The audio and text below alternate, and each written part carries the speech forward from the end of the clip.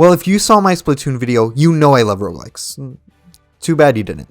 Now, while Binding of Isaac might be great, it wasn't the first roguelike I fell in love with. That would be Spelunky. And then Enter the Gungeon, like a few months later. Still, this game is really important to me. The reason I'm here to talk about this game is when I think of a roguelike, it's not Binding of Isaac or Spelunky, Hades, Rogue-Legacy, Dead Estate, Spelunky 2, Side Order, Peglin, The Void Rains Upon Her Heart, Backpack Hero, Wizards 11, Darkest Dungeons 1 and 2, Don't Starve, Noida. No. It's Enter the Gungeon, consisting of the most roguelike-iest gameplay with the most roguelike-iest items. And the most roguelike-iest atmosphere. This is through and through the roguelike. Now, on a technical level, the roguelike-iest roguelike would be Rogue, but who here has ever played Rogue? Exactly, no one. But still, Rogue is basic, and the genre has evolved in significant ways. Far from the days of only requiring permadeath and procedural generation, we have a whole list of requirements for a game to be a good roguelike. A good progression system, large-scale decisions, fun, unique items, boss and enemy varieties, and finally challenge.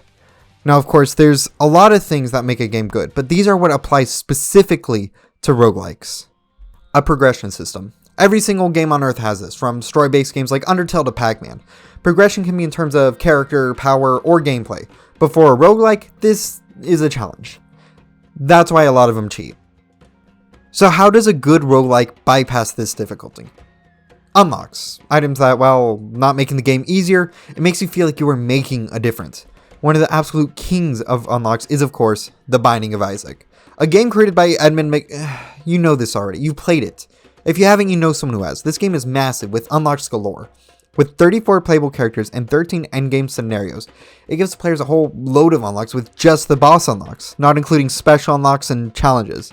Now granted, there are some flaws.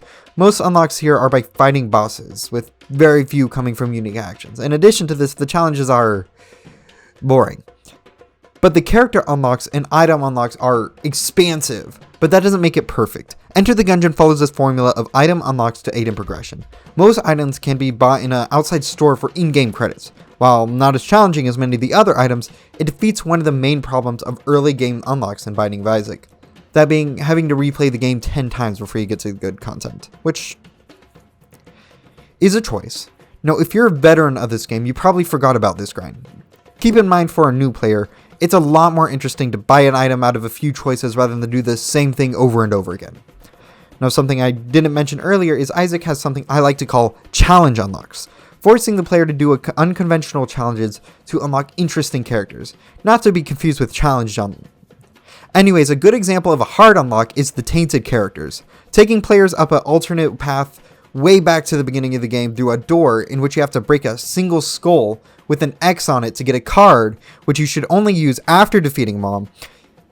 Once you reach the top, you need to use a broken key piece to unlock a secret room, which is completely hidden unless you have it. How do you get this broken key piece? By dropping a trinket on the floor of a boss you previously beat. How are you supposed to figure this out?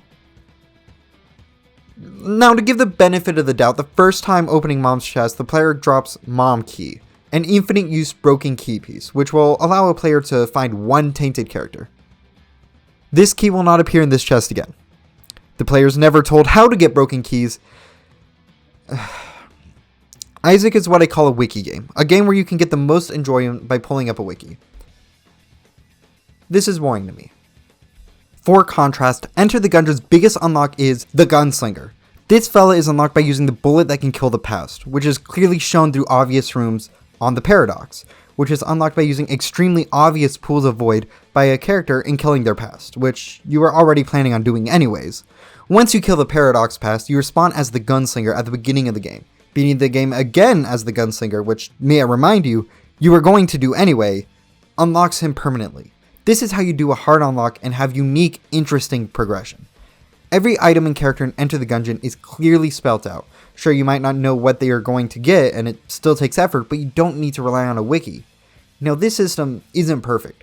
Binding of Isaac has one thing up on this: achievements. Getting a new item in Binding of Isaac gives an achievement which boosts dopamine. Enter the Gungeon does not. That's all the cons. On to large-scale decisions. Now, large-scale decisions are not required for a good roguelike, but it's become the norm. But what are they? was the choice to wildly alter gameplay for a chance to go to a new environment. A great game that encapsulates this would be Spelunky 2. At the end of each world in Spelunky 2, you can choose between going to 2 different worlds with entirely different generation. Not only that, there are entire secret areas that have a long list of convoluted steps to discover.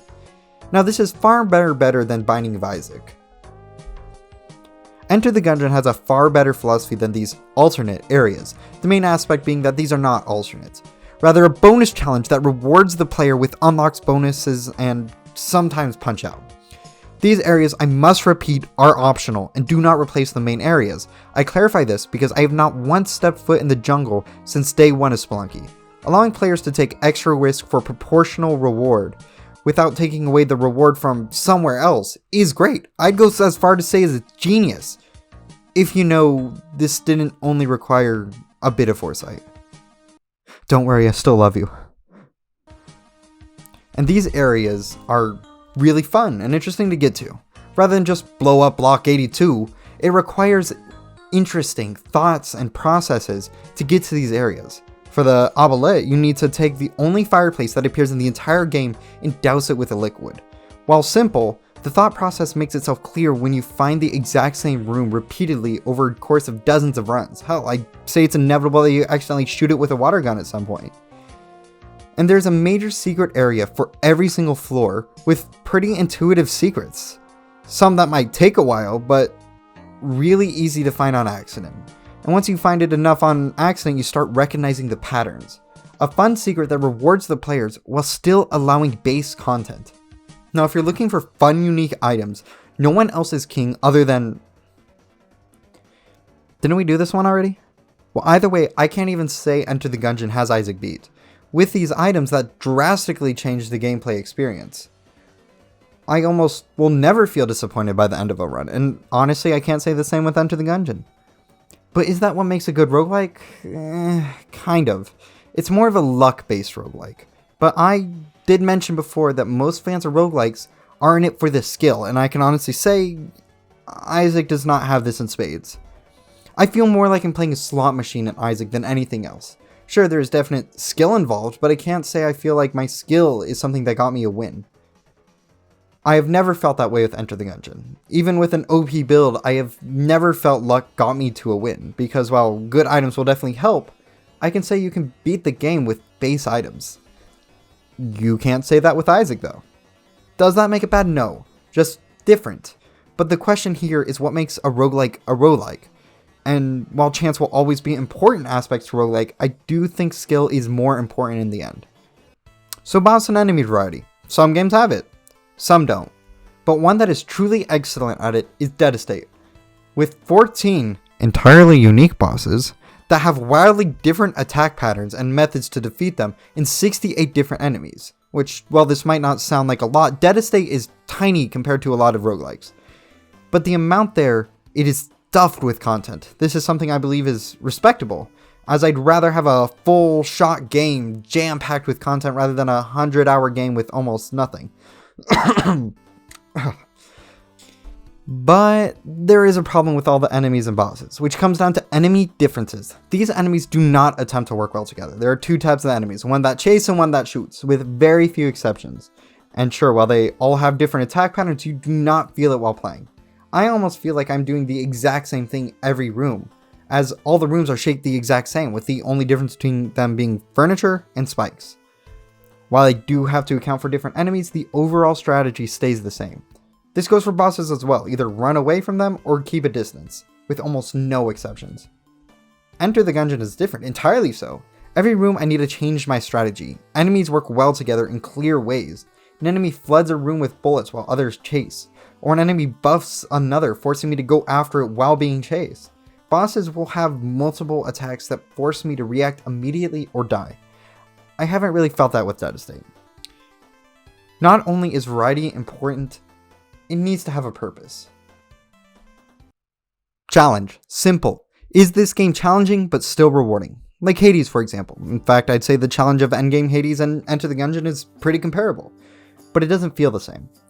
Something more important than the challenge is the feel of the challenge, and I do think Enter the Gungeon has it in the bag. You can feel every hit it always feels like a direct punishment, and it is. It's hard to deal with, but fair to avoid. Hades. If Hades was a man, rather than a game, it would be a sadist. Hades loves to hurt you. Everywhere, anywhere. Early game, it feels nice and fair. If I play it right, I don't die. It still requires skill. It's still the challenge. But I keep getting nipped, and it doesn't feel good. It is extremely rare I leave a room in Hades and leave unscathed. That's just how the game's made, but it doesn't fit the tone. With Hades gameplay, I always feel like I'm losing, even if I'm excelling. But the story and tone almost makes it feel like it's a certainty I'll succeed. It's a conflict, not a major one, but obviously it's there. I don't feel like I'm doing good. But that also makes it hard to tell when I'm feeling bad. Enter the Gungeon, it's clear. When I take damage, I feel it. I know I did bad. I can say the exact mistake I made. There's no nipping. You either get hit or you did not. You either succeed or you failed. And it matches the tone. I feel that my luck can change at a dime when I'm only so many hits away from death. The challenge here is clear and it's obvious. I can tell when I'm failing the challenge or beating it. Now, does this make Enter the Gungeon a perfect game? No. But it makes it a roguelike. More than just a game with procedural generation and permadeath mechanics, but a feel, an emotion. And it's obvious that Enter the Gungeon is that tone. Roguelikes are vague and large, and while right now Enter the Gungeon is the most roguelike-iest roguelike, one day I'm sure someone will beat it.